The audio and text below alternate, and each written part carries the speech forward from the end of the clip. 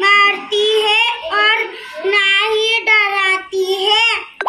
माँ को तो अगर हम प्यार करें तो जन्नत पक्का है, का नहीं किया तो जहन्नम पक्का है, पक्का।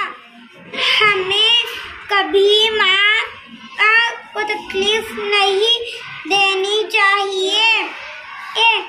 बड़ा होने के बाद और माँ की बात सुननी चाहिए। माँ के लिए दुआ करो तो जन्नत सामने और अल्लाह भी।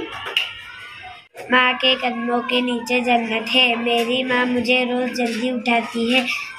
मेरी माँ बहुत अच्छी है। मेरी माँ खानदान वालों का ख्याल रखती है। मेरी माँ रोज जल्दी उठती है। मेरी माँ मुझे स्कूल के लिए जल्दी तैयार करती है। मेरी माँ मुझे बहुत प्यार करती है। मेरी माँ मुझे अच्छा खाना खिलाती है। मेरी माँ मुझे पढ़ाई में मदद करती है।